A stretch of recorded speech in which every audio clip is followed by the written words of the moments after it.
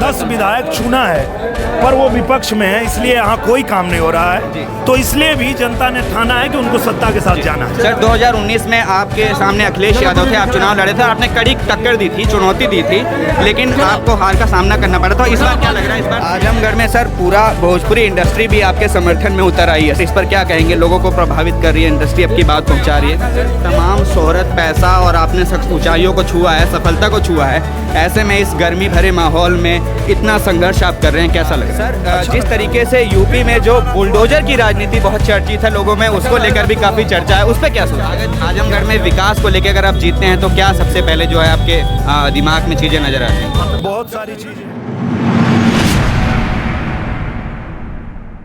Sir सबसे पहले बहुत बहुत शुक्रिया हमसे बात करने के लिए। आजमगढ़ में लड़ाई है, आखिरी पड़ाव की तरफ बढ़ चुकी है, क्या उम्मीद नज़र आ रही है? पूरी तरह से आजमगढ़ ने मन बना लिया है कमल खिलाने का। उसके पीछे कारण ये है कि विपक्ष को भी मौका मिला था 3 साल पर, वो कुछ कर नहीं पाए, और उन्होंने खुद ही कहा कि आपकी सरकार है तो आप करिए, हम कहाँ से करेंगे। धर्मेंद्र यादव जी से किसी ने सवाल पूछा था अभी, तो बोले थे कि उनकी ही सरकार है तो वो करेंगे, वो ठीक कह रहे हैं, हम ही करेंगे। तो आजमगढ़ की जनता ने भी ये मन बनाया है कि हम कमल खिलाएंगे, और उसके बाद जो है 2 साल सत्ता के साथ रहेंगे। 2 साल में जो बचे हुए पीछे के 3 साल थे वो, और ये 2 साल, ये 5 साल का काम हम लोग 2 साल में आजमगढ़ में करके दिखाएंगे। अगर आजमगढ़ का राजनीतिक इतिहास देखा जाए तो भाजपा के लिए एक कड़ी चुनौती रही है। रमाकांत को छोड़कर भाजपा जो है खासतौर पे आजमगढ़ में कुछ खासा असर नहीं दिखा पाई है, तो इस बार क्या लग रहा है आपको? परिवर्तन होगा? परिवर्तन होगा, क्योंकि परिवर्तन होने का सबसे बड़ा कारण ये है कि आजमगढ़ ने बार बार लगातार समाजवादी पार्टी को मौका दिया, लेकिन समाजवादी पार्टी ने सिर्फ और सिर्फ आजमगढ़ को धोखा दिया। जैसे आप देख लीजिए कि अभी इसके पहले खुद लड़े थे, अब फिर जब यहाँ चुनाव हो रहा है तो उनको आजमगढ़ का कोई प्रत्याशी नहीं दिख रहा है, आजमगढ़ के लोग नहीं दिख रहे हैं, पूर्वांचल के लोग नहीं दिख रहे हैं। तो आजमगढ़ के लोगों ने भी ठान लिया है कि हमारा भी फैसला अब हम सुनाएंगे कि यहाँ चुनाव होगा तो यहाँ लोग हैं लड़ने के लिए, आपको अपने परिवार से भेजने की ज़रूरत नहीं है, इसलिए भी यहाँ के लोग आजमगढ़ में कमल खिला रहे हैं। 2-3 महीने पहले विधानसभा चुनाव हुए थे और सपा 10 की 10 सीटें जीत पाई थी, तो ऐसे में इतना बड़ा परिवर्तन क्या लग रहा है आपको? क्या कैसे संभव हो पाएगा? आप जनता के बीच घूम रहे हैं, जनता ये कह रही है, जनता ये कह रही है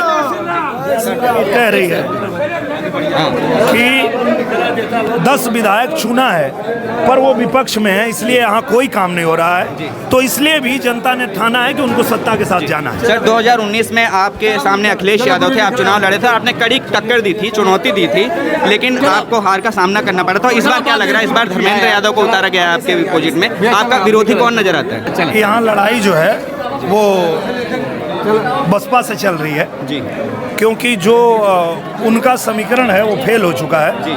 तो जो भी लड़ाई है बसपा से ही है, सपा तो कहीं लड़ाई में है भी। पूरा भोजपुरी जगत आपके समर्थन में उतर गया है आजमगढ़ में, क्या कहेंगे? कलाकारों के सम्मान में कलाकार हैं आजमगढ़ के मैदान में जी। उसका कारण ये है कि जो लोग हमसे यहाँ पे चुनाव लड़ रहे हैं वो लगातार कलाकारों का अपमान कर रहे हैं, तो कहीं ना कहीं भोजपुरी इंडस्ट्री के जितने भी हीरो हैं, जितने भी गायक हैं जी, सब लोग आ गए हैं मैदान में, और सब लोग कह रहे हैं कि भाई हम लोग लगेंगे आपके साथ में, और हम दिखाएंगे उनको कि कलाकार भी लोगों का प्रतिनिधित्व कर सकते हैं। सर एक सवाल जो जनता के बीच से सबसे ज़्यादा उठता है कि जो भाजपा से कैंडिडेट हों, चाहे वो सपा से भी कैंडिडेट हो, वो बाहरी प्रत्याशी हैं और स्थानीय प्रत्याशी नहीं हैं, उस पर क्या बोलना चाहेंगे? बाहरी प्रत्याशी नहीं है, हमारा घर आजमगढ़ है और ये हमारी बहन का घर है जी। आजमगढ़ में मेरा घर गाजीपुर है और आजमगढ़ में मेरी बहन की शादी हुई है, तो मैं कहीं से कोई बाहरी नहीं हूँ, यहीं का हूँ, और मुझे लगता है कि जितनी फिल्में मैंने अपने प्रोडक्शन हाउस में बनाई होगी वो सारी की सारी फिल्में आजमगढ़ में बनाई है। आजमगढ़ से मेरा लगाव जुड़ाव राजनीति में आने से बहुत पहले से है, और यहाँ मेरे मित्र इतने हैं, कलाकार साथी इतने हैं कि उन लोगों के साथ मिलकर मैंने यहाँ बहुत पहले से एक संस्थान लगाया हुआ है जहाँ पे बच्चों को फिल्मों की ट्रेनिंग दी जाती है। और आज उत्तर प्रदेश में जहाँ भी फिल्म बनती है, आजमगढ़ के कलाकार उसमें जाके काम करते हैं, और यहाँ भी जो बनाने वाले हैं यहाँ भी आके इसलिए ज़्यादा फिल्में बनाते हैं। सर, तमाम शोहरत, पैसा और आपने ऊंचाइयों को छुआ है, सफलता को छुआ है, ऐसे में इस गर्मी भरे माहौल में इतना संघर्ष आप कर रहे हैं, कैसा लग रहा है? अच्छा लग रहा है, क्योंकि इन्हीं लोगों ने तो आशीर्वाद दे के वहाँ पहुँचाया है जी। ये आज जो भी उपलब्धि मिली, जो कुछ भी मिला, वो इनके बदौलत मिला है। आजमगढ़ की जनता जो है, यहाँ के लोगों का आशीर्वाद, प्यार मिला। यहाँ मैंने जितनी बार फिल्में बनाने के लिए अपना जो फिल्म बनाने के लिए मैं आया, हर बार लोगों ने आशीर्वाद दिया, प्यार दिया, इस ऊंचाई तक पहुंचाया। तो अब वक्त है कि हम उनके लिए क्या कर सकते हैं जी।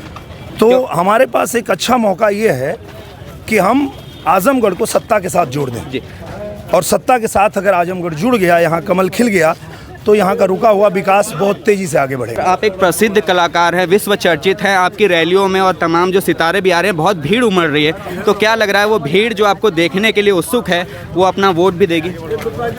देखिए, किसी भी बात के लिए नहीं, आजमगढ़ सिर्फ और सिर्फ इस बार यहाँ कमल खिलाएगी आजमगढ़ के विकास के लिए जी। क्योंकि आजमगढ़ की जनता ने जिनको चुना वो विपक्ष में रह गए और सत्ता में है भारतीय जनता पार्टी।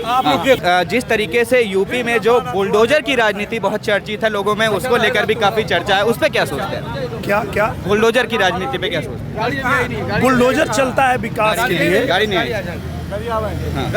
जो बुलडोजर है वो माफियाओं पे चलता है, गुंडों पे चलता है जी। और बुलडोजर जो है वो विकास के लिए चलता है जी।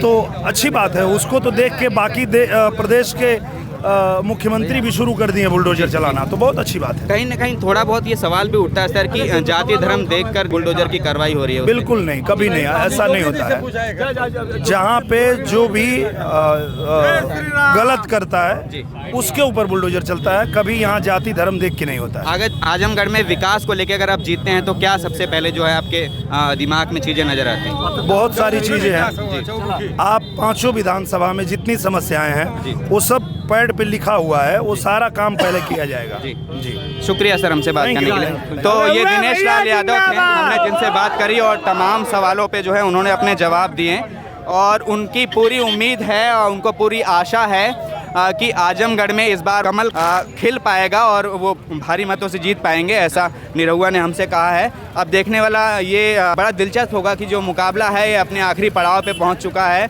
और सपा, भाजपा, बसपा तीनों पार्टियां मैदान में हैं। जिस तरीके से माहौल में गर्मी बढ़ रही है, चुनाव में भी गर्मी का माहौल है, तो ऐसे में जो सत्ता की चाबी है आजमगढ़ जो सांसद की जो चाबी है वो किसको मिल पाती है। हम आजमगढ़ में घूमेंगे, ज़मीनी स्तर पर लोगों से बात करेंगे और जनता की क्या राय है आप तक पहुंचाएंगे। मैं